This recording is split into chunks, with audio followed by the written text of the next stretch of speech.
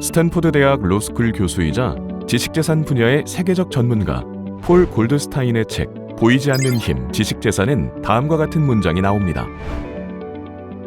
지식재산의 경계를 표시하는 것은 물 위에 선을 그리는 것과 같다. 골드스타인의 말처럼 한 기업이나 개인이 자신의 지식재산을 보호하고 그 권리를 주장하고 나서는 건 물 위에 선을 그리는 것만큼이나 모호하고 어려운 일입니다. 지식이 곧 경쟁력인 시대.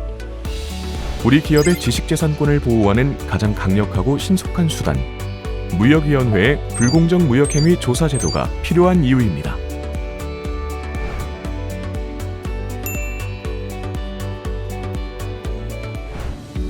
불공정 무역행위 조사 제도는 공정한 수출입 질서 확립과 산업, 기업의 경쟁력 보호를 위해 무역위원회가 시행하고 있는 무역구제제도 가운데 하나입니다.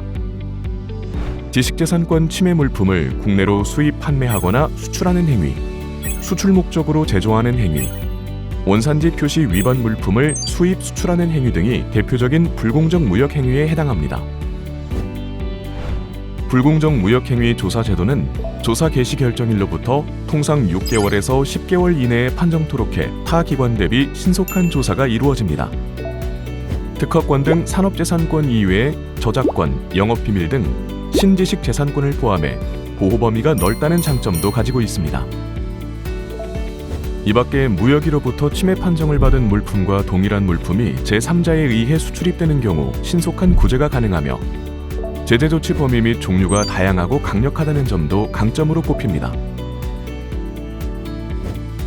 불공정 무역행위 조사는 관련 행위가 있었던 날로부터 2년 이내에 누구나 신청 가능합니다. 신청일로부터 20일 이내 조사 개시 여부가 결정되며 조사 개시일로부터 6개월에서 10개월 이내에 판정이 이루어집니다.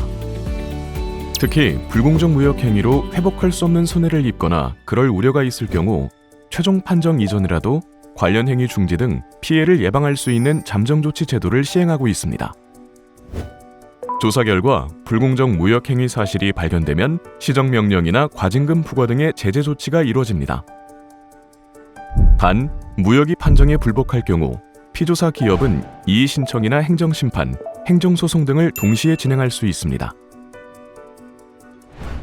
무역위가 지난 2016년 조사한 교환렌즈 영업비밀 침해 사건은 조사 개시 10개월 만에 피신청인의 불공정 무역행위가 인정돼 수출 및 수출 목적의 제조 중지 명령이 내려졌습니다.